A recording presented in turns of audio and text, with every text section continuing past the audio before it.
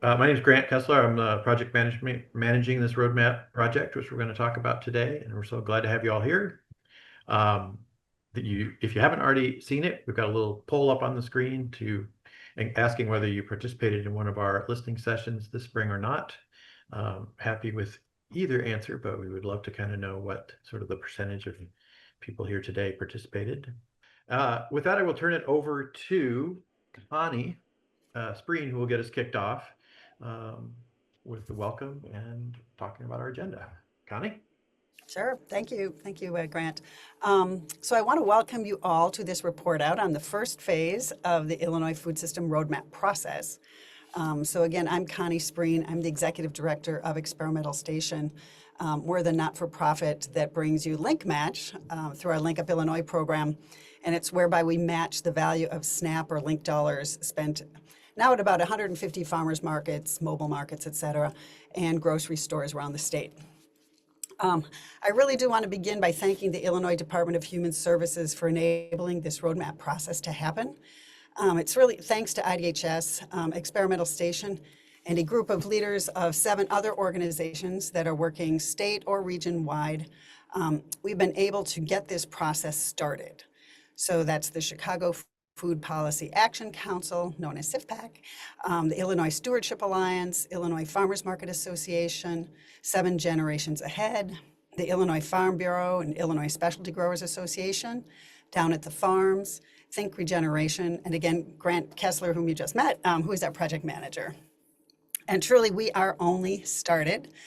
This process and the realization of the food system that we as a state want to build, is ongoing, and it will depend on all of us to be involved. So I'm going to give you a brief overview of the agenda. So again, welcome. We really appreciate you being here. I'll talk a little bit about why a roadmap, in case some folks were not here for any of the sessions. We'll receive a process review, talk about core opportunities, a couple of the core opportunities. There are more. Next steps, and then a little time we hope for question and answers before we have to adjourn. I'll start us off talking about why a roadmap. So while a number of you on this call have participated in the roadmap process this far, some of you are new to it. So I'll provide a brief introduction into why we're developing a food system roadmap in Illinois. People who've been to the regional meetings know that I say this all the time. It has been known for more than a decade that Illinois is food insecure. Importing somewhere in the range of 95 to 97% of the foods that we eat, depending on who you talk to. But the pandemic really made apparent to us what that means when supply chains are disrupted. It means empty supermarket shelves. So the recognition of our vulnerability spurred some of you who were already doing great work within the food system to do more, while others began to invest resources in solving food insecurity in their own cities and regions, and while others, just became concerned about that situation. So I can give you a few examples of great work being done. If you know Marty Travis Down at the Farms, the Community Food Navigator, the impressive work being done that has been done in Kane County, Joe Deavy's Local Foods that everybody loves up there, the Leaf Food Hub in Southern Illinois. I mean, these are just a few examples of, wonderful work that is taking place in the state. And if you read the full report, you'll learn about a lot more of these. However, we are sure that we do not have a complete list.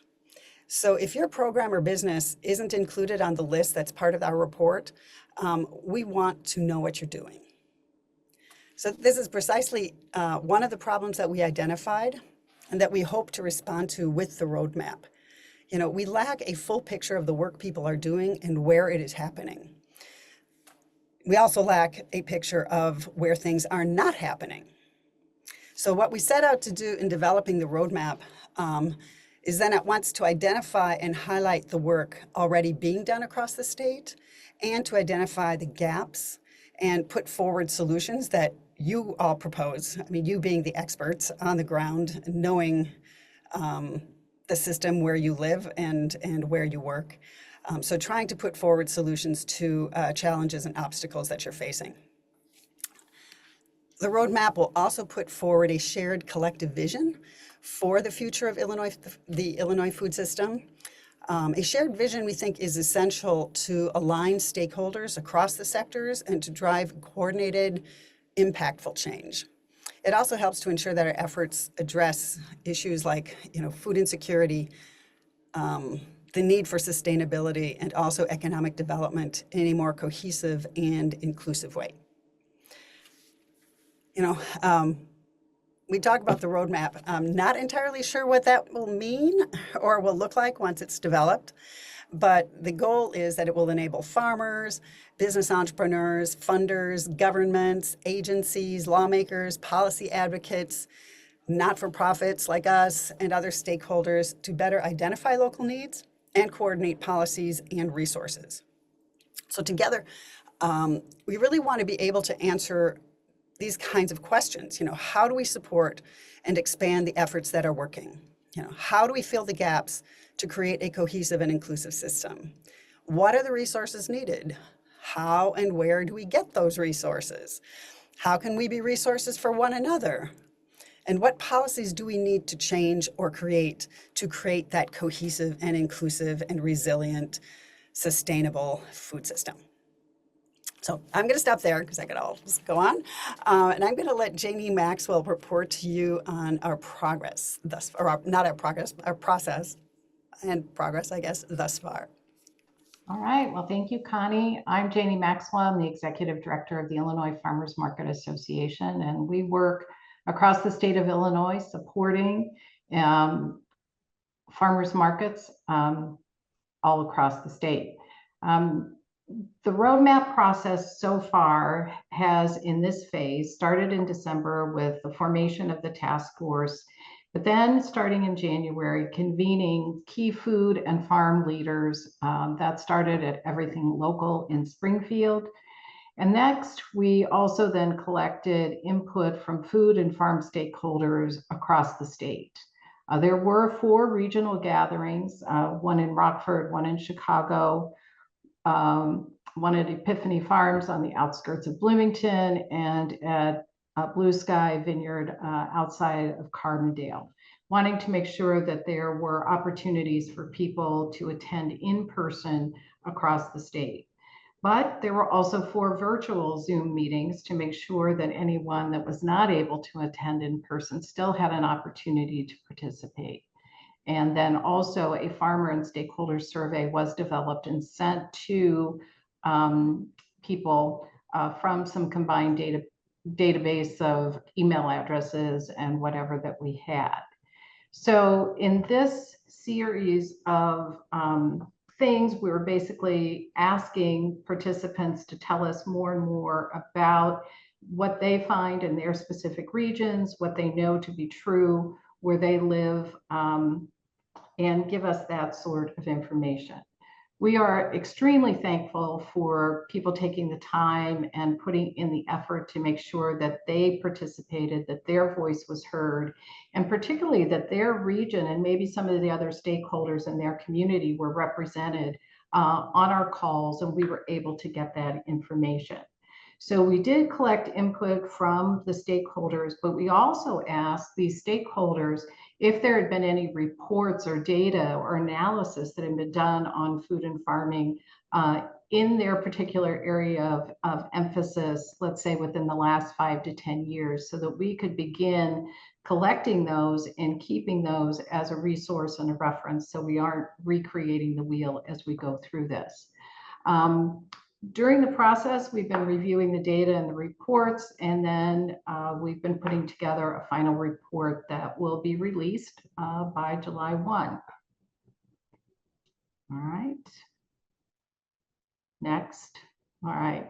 So this really was a collaborative process. You can see that not-for-profits and farmer ranchers, growers probably made up the higher percentages of the people that were able to participate, but over 319 participants. Next. from across the state.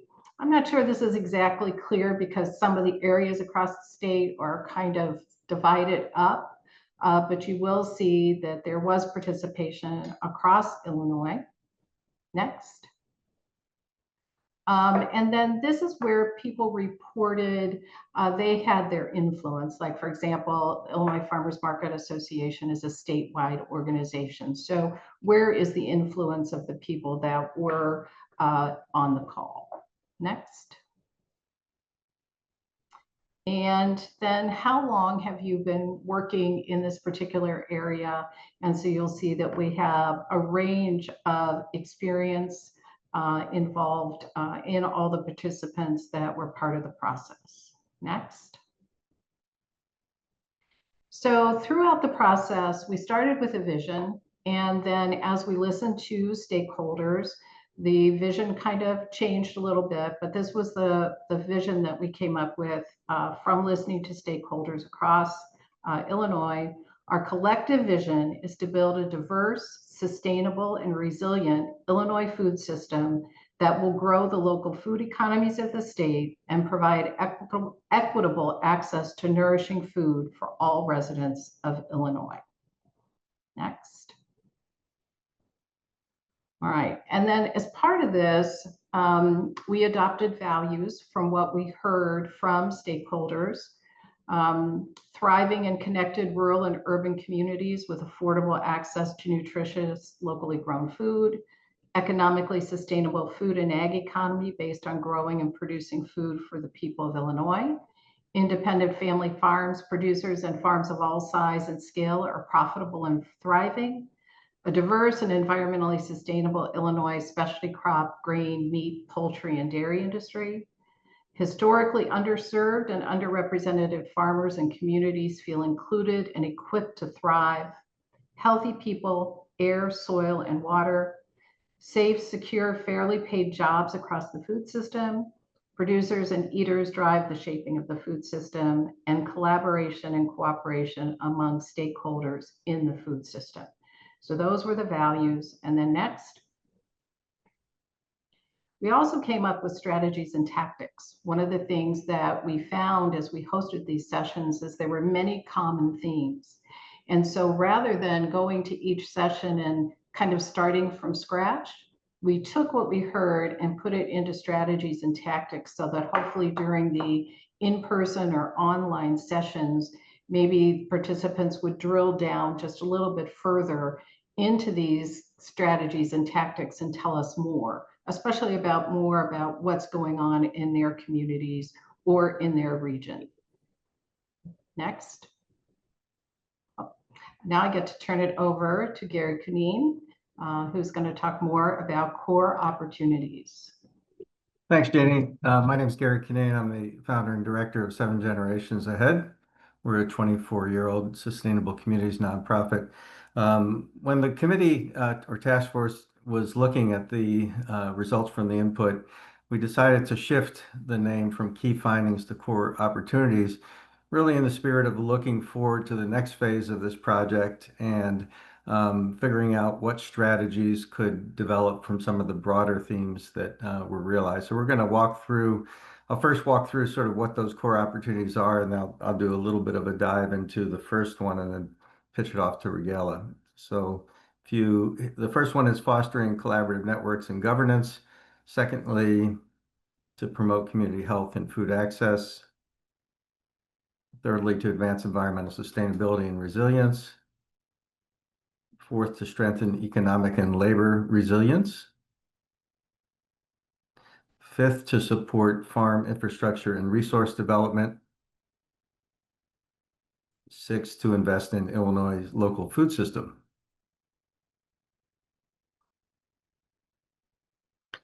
So if we look at fostering collaborative networks and governance, it was really clear that in order to really be successful moving forward with this project, that the social infrastructure for collaboration and coordination would really need to be strengthened and need to be in place so that we could have some long-term success. You know, part of that, of course, is based on a lot of comments about breaking out of silos, some of what Connie referenced earlier, about the fact that we need to know what everybody's doing and just foster more coordination. Secondly, just large shifts in the food system are going to require a lot of good faith efforts across multiple stakeholders, and that's going to be really important to engage as many people and communities as possible in the process. Thirdly, coordination, and that's, some of the comments were focused on coordinating across state agencies and departments to make sure that they know what each other is doing, that they're not working at cross purposes. And so that was going to be a really important component to focus on in the next phase here, is to really define what that might look like. And then fourthly, just figuring out how these bodies can connect and what some of the actual structures could be put in place to drive that piece forward. Local and regional coordination collaboration was very critical. A lot of comments were focused around the fact that, one region or one locality is different than the other. We need to understand what those specific needs are, the contextual and geographic needs, and then figure out how to create the collaboration and networks to be able to drive context and geographic specific strategies forward. Six, there's a lot of other models out there from different states that we could look at that engage food policy councils and that have regular convenings and a process. And then lastly, creating vehicles for ongoing local community input and decision making. The values behind that were to make sure that historically underserved or underrepresented farmers and communities were a part of that process, that producers and eaters were involved in shaping the food system in collaboration and cooperation, of course, with everybody. So now I'll pitch to Regala to dive into the next core opportunity. The other core opportunity that we really wanted to focus on today is community health and food access. Because community health and food access, we had found a lot of strengths and programs that were already existing and opportunities for growth within that. Programs that we have seen highlighted throughout this, the Link Double Bucks program, the LFPA program, Farm to Food Bank, are all programs that really helped lift up the local food system recently.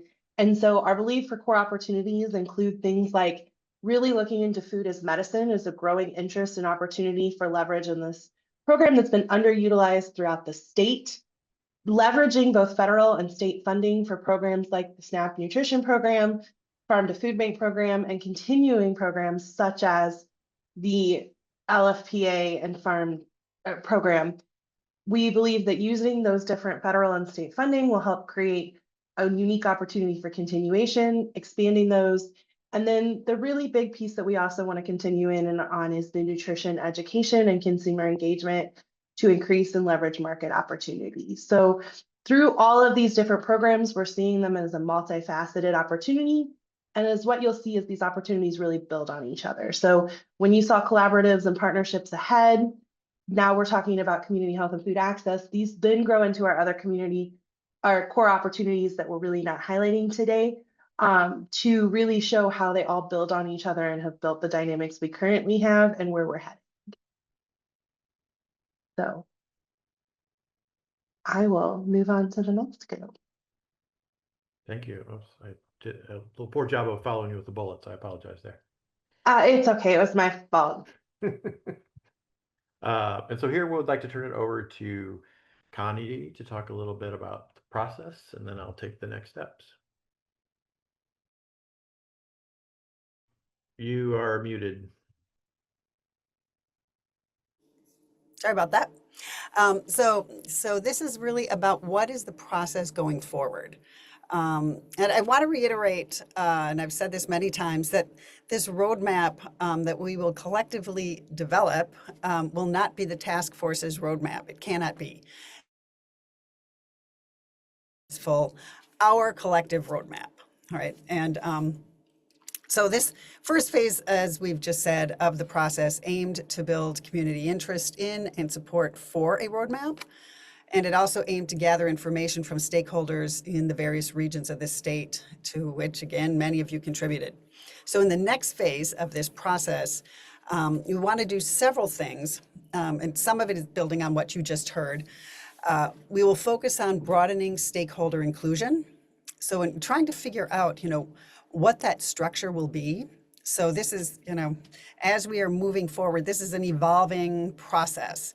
And we are, looking at other models, but at the same time, we need to figure out what that structure will be for us.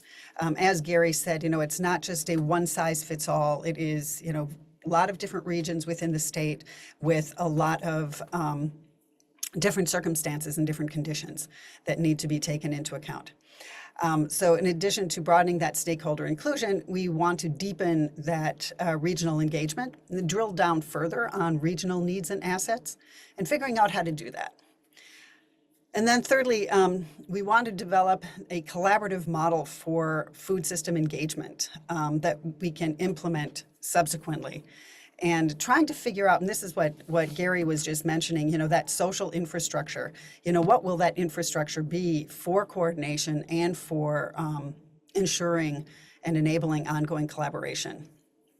So central for us is the need for an intentional, decentralized, but at the same time coordinated approach to empower the various communities in the state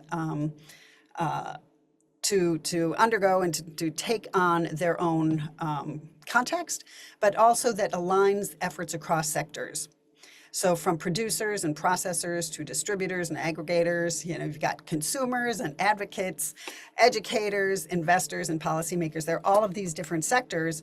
How do we help to coordinate them and also to ensure that they're aligned? So we think that decentralized framework is essential both to shift ownership of the food system development to local communities while maintaining that alignment with the shared statewide goals. In this next phase, so as of July, we'll be launching into phase 2, where we will be further expanding and diversifying the task force membership. So trying to figure out how to expand it and really keep it animated and mobilized. We want to continue to engage and convene stakeholders belonging to what we're calling right now clusters of interests, to mobilize those stakeholders around their common goals and needs. And this could be based on region. So if you have, all of these different stakeholders at different levels within a region, how do you bring them together to talk through their region's needs and gaps and assets? And when it comes to sectors, it could be the funders, convening funders so that they can both share their knowledge, but also begin to collaborate around the food system needs. Could be lawmakers, could be farmers, distributors, chefs, grocery store owners. A lot of these have been mentioned by you folks during the course of the last 5 months as we've been soliciting from you what your needs are and who you need to bring together with you. So just trying to figure out what that structure again will be to make that happen. Also, while a roadmap can exist as a document, we're also very aware of the fact that if you create a document, whether it is physical or digital, it is immediately outdated. A key learning in phase 1 is that what is essential to realizing the goals of the roadmap will be an ongoing and funded process that continues to build engagement, continues to build communication and collaboration across sectors and across regions. So, we've been thinking a lot about what that means in terms of infrastructure. So there's a question of process and a question of infrastructure and how these work together.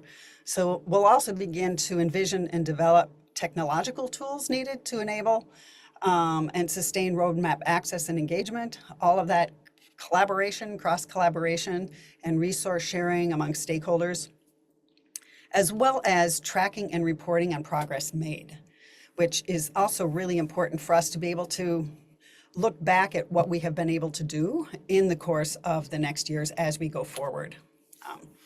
In the past several months, a national food systems planning community of practice has been launched by the person that we had brought in when we launched our program or our process in January from Michigan.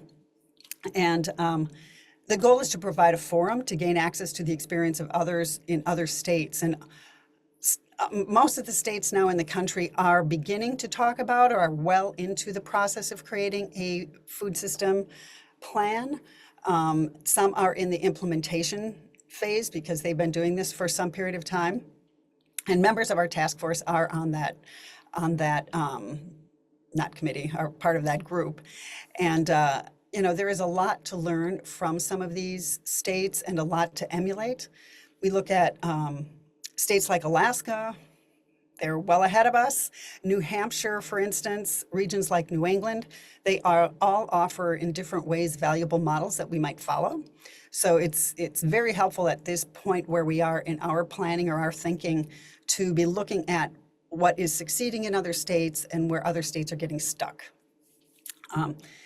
Also based on the experience of other states already implementing their plans or charters or whatever they call them, we already see that the roadmap will benefit from a backbone organization to sustain the work in the long run. As we go forward, we'll also work to try to identify, what entity might be that backbone organization, which would need, of course, funding and, a place.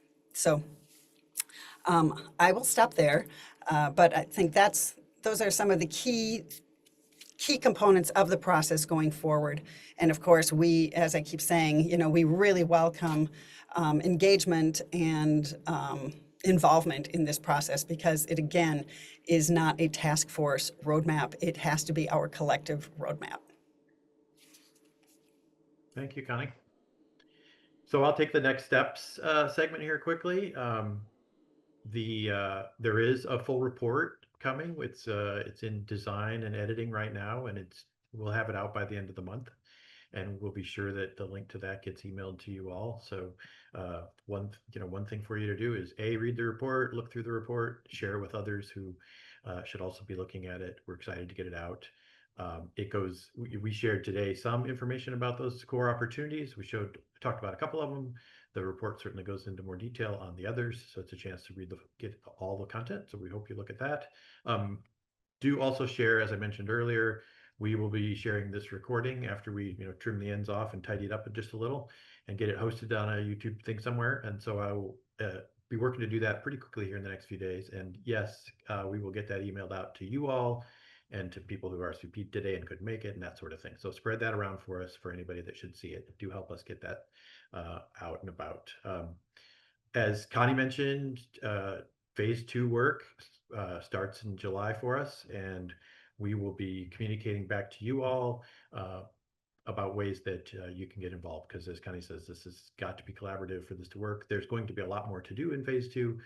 We need to spend, our core team needs to spend some first time looking at what that structure is, what those needs are, and then we'll be recruiting and getting the word out that there are ways for you to participate. So please watch your email from us, and we'll get that out to you soon. And one of the things we need to do in early phase 2 is move from my Gmail account to something like a MailChimp or something, so we can have an organized email program hitting you all. So we'll also get to that gives you a chance to unsubscribe or share with others and that kind of thing. So we'll get that happening soon. Get on a platform that supports our outreach to you a little better. So that's all coming. And with that, I am going to move us to the Q&A part of today. This is your chance to ask questions of the members of the task force. Pop them in the chat if you like, or if you want to raise a hand. It might be hard for me to see everybody, but actually maybe I close this thing so I can see more people. So Matthew and I will watch for hand raisers, or you can come off mute and ask your question. Grant, we have one in the chat from Stephanie. If you'd like me to read it. Yeah, go ahead. Or okay. The question is, in the context of your vision for the roadmap and the focus for phase 2, are you giving a thought or priority to identification and optimization of surplus foods across the Illinois food system for highest and best use, for instance, to feed community or animals or sold before landfill? Thank you for the question, Stephanie. Who among our task force would like to speak to that? Can I get let's see. We have, thanks, Stephanie, for the question. In the input sessions, some of the comments around food waste reduction and food recovery came up. And as a task force, at least in this initial phase, we thought most of the comments honestly didn't have to do with food waste, though we did get some, but it's certainly an important an essential part of the overall food system. And we're imagining that that's going to get more play as we move forward into the next phase. You'll also see in the roadmap highlights of things like Green Era's bioreactor for food waste reduction, as well as the Farm to Food Bank program, which is entirely based on surplus food waste reduction, and highlighting things like the cottage food law for value-added production. So it is something that we have identified in work that's already being done in it, and you'll find all of those reports on their programs as well. Thanks, Gary and Regala.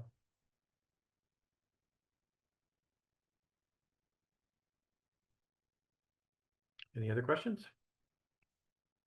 Again, if we're not seeing you, come off mute and ask.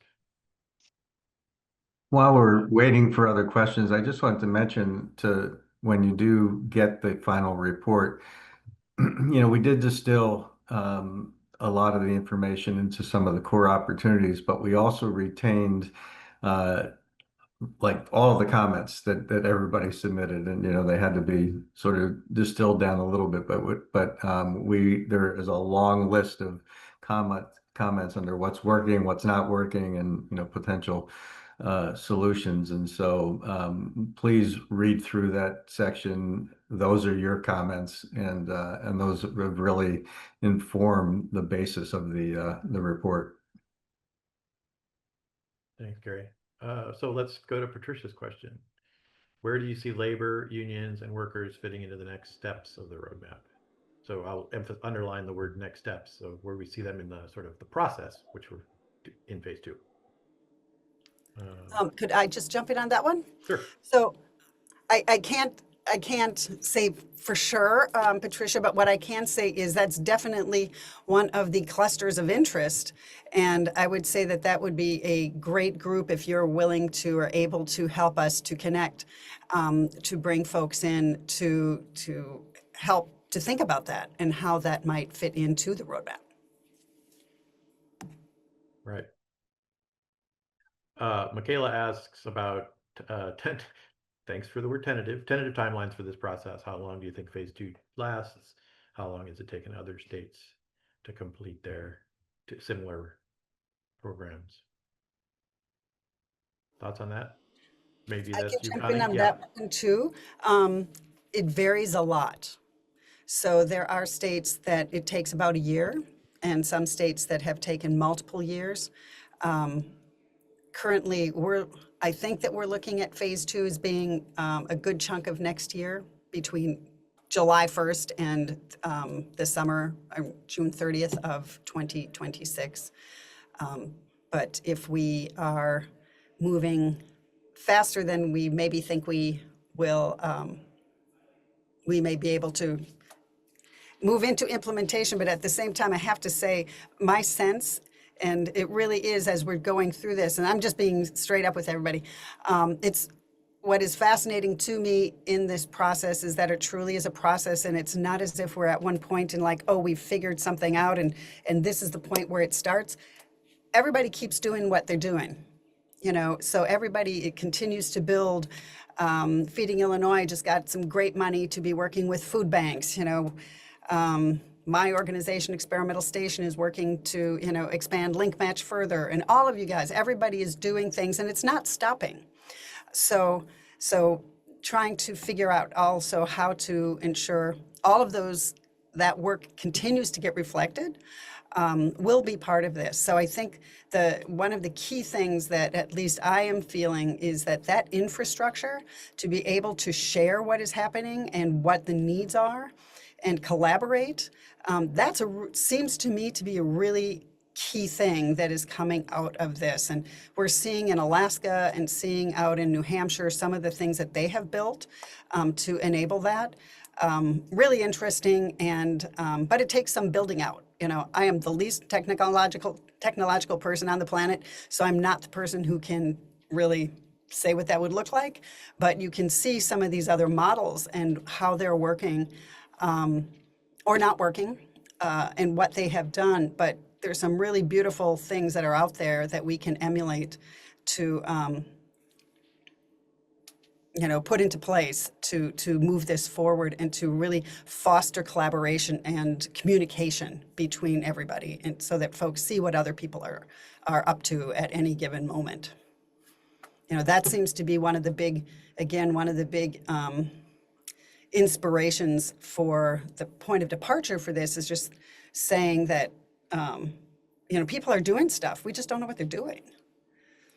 So keeping that communication going, I think, is very important, and figuring out that infrastructure that enables that.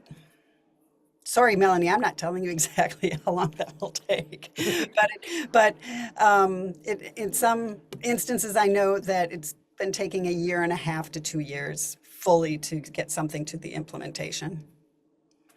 What you might call implementation of that infrastructural piece. So speaking of sort of structure of things, Eliza asks how we're thinking about networks, and do we picture this as a network of networks moving forward? Anyone want to speak to that for her? Build on that too, like just thinking about there are like the thought of regional networks that all kind of know what they need and know what's happening best, then feeding into a statewide system is really intriguing, or a statewide database, or a statewide kind of clearinghouse really is interesting to me. And I know probably right now we have maybe even duplication of networks, regional networks, and maybe that's okay. But even just knowing what all those networks are, and then being able to reach out to who are the, what are the updated contacts for those folks, so that those folks can feed into, and formalizing that a little bit more. Like in Lake County, we've got the Grow Lake County network, and Connie, as you were mentioning, all the different stakeholders, grocery owners, processors, they're all a part of that network. If you could just say like, hey, Grow Lake County, what do you have going on? Shoom, here's our data. In fact, we could enter it ourselves, or because it's all in a shared format or whatever, would be amazing. Yeah, And there's an annual census. Interesting. Yeah, and that is what you're doing in Lake County is really impressive, and a great model for other counties. And so yeah, having a place to gather all that information seems critical. Yeah, I mean, based on a lot of the input that was received, clearly engaging networks and multiple networks, local, regional, came through very clearly. And then also what Connie was saying about the different sectors, and making sure that we're doing deep dives with all the different sectors in the food system. And then thirdly, and this may address one of the other questions that was raised, we were very clear from the input that if this has to be sort of a combination of a grassroots and engaging agencies within Illinois that have resources to be able to help move things forward. And so engaging elected officials, engaging those state agencies is going to be critical. We don't want this to be sort of a sideline type thing. It's got to be an everybody under the tent process.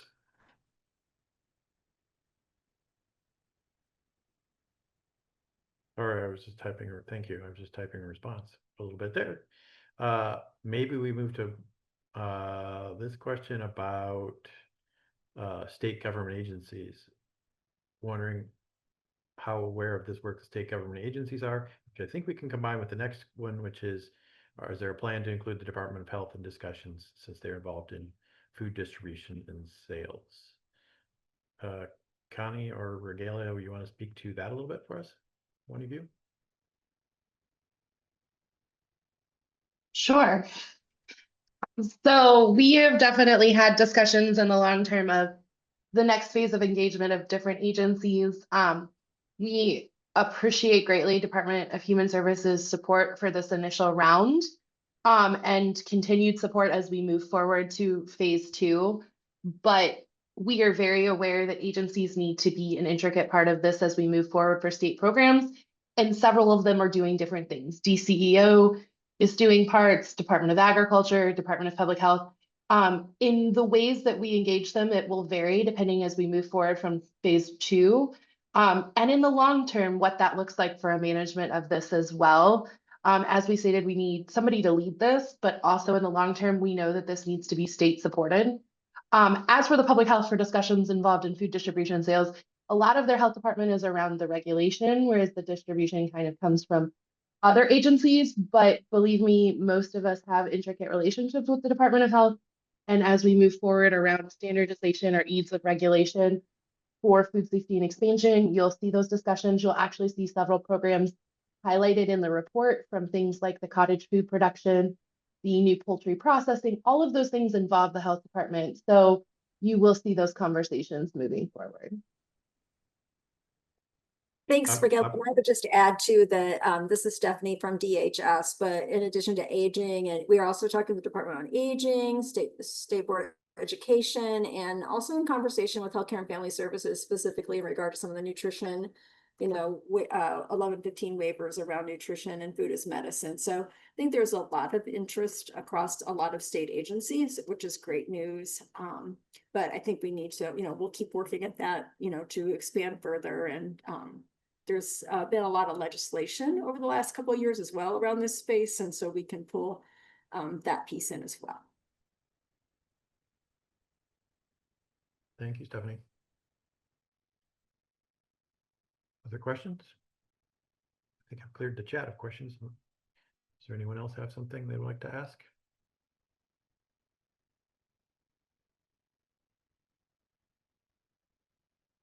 No, she's just eager to start reading.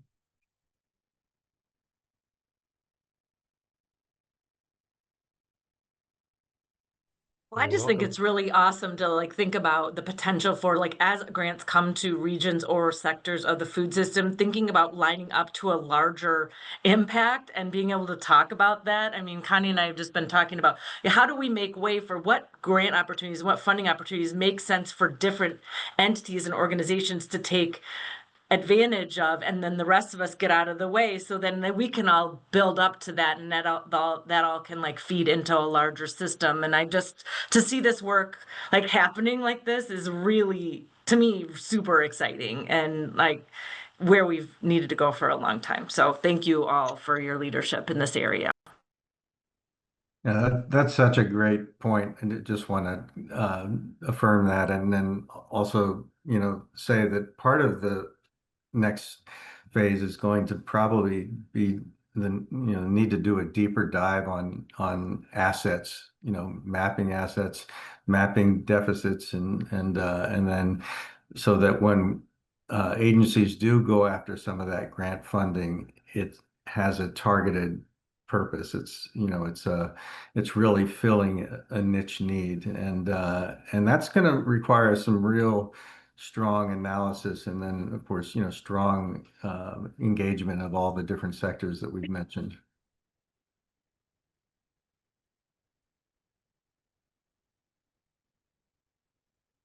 Other questions or comments?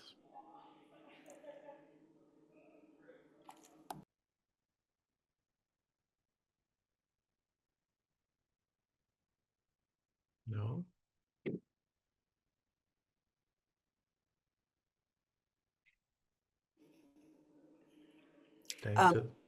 Go ahead, Connie, sorry. Before you say thanks, I also just want to say again, this is a process and we're going to be looking for involvement. So if you're excited, we want you to be a part of it. So that's the only way that this is going to move forward. And if you have ideas about, how to do this, please do share with us. Don't feel that we have all the answers. We don't. We are gathering the questions. and really trying to figure out what are the key questions, what are the key needs, how do you get there, and looking at what's happening in other states, truly what is working there and how are they moving things forward in the way that we would hope to do in our state as well. And Connie, we appreciate your collaborative nature and efforts, all of you at Experimental Station. This is wonderful to start trying to compile it. So thank you to your team.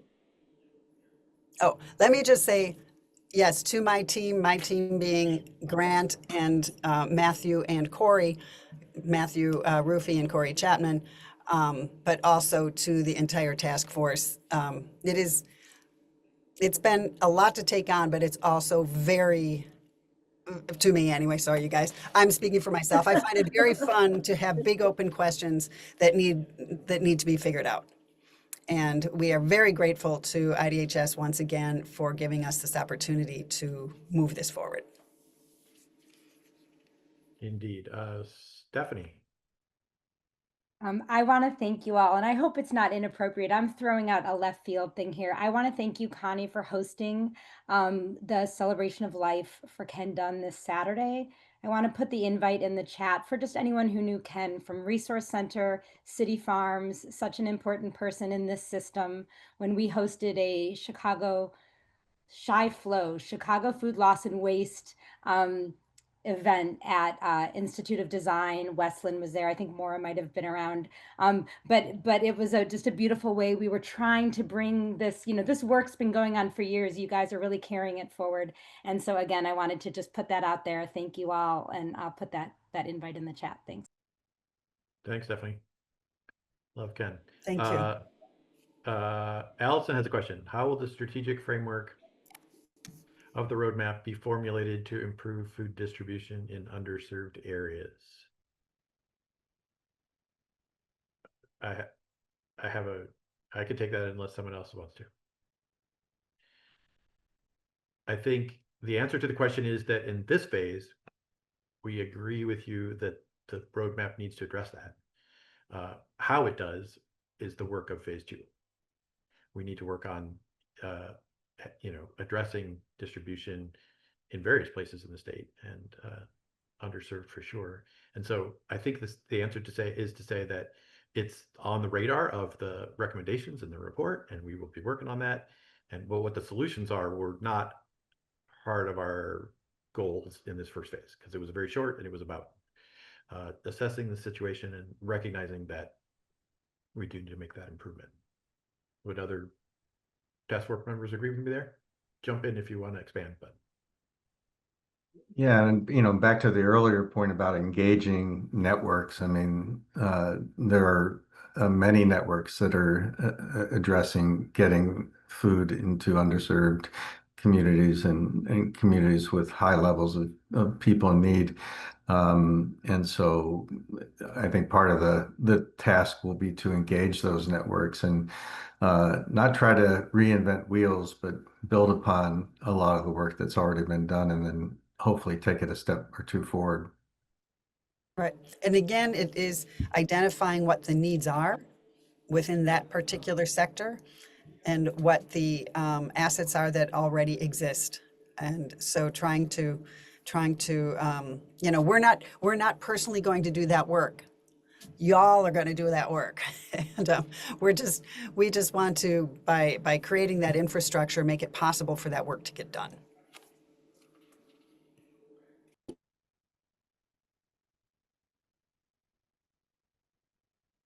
Thank you. And thank you, Matthew, for the chat share of the task force team. Actually, I recognize that should have been a slide. I'm sorry it wasn't. I point you all to the chat. Roger Cooley, Gary Kunine, Janie Maxwell, Ragelis Cavuzzo, Ryan Slabaugh, Connie Spreen, Liz Moran-Stelk, and Marty Travis were all formed the task force. And then as Connie mentioned earlier, Matthew, Corey, and I, and Connie supported some also from the Experimental Station side. There are no other questions. I will maybe call it. Last call for questions or comments. Outros. we appreciate you all and everything that you do in the food system. As Connie says, this roadmap supports you all, or it makes no sense. So it certainly will be as we move forward, and it supports you and includes you in building it. So thanks to those of you who participated in our sessions this spring to get this thing kicked off and get a report out that gives framework and impetus towards the next work. We're excited to kick off phase 2 very shortly. Watch your emails for link to the video and link to the report before long, and we hope you read and share both of those. Thank you. Thank you. With that, we'll sign off for today. Thank you all for coming and participating.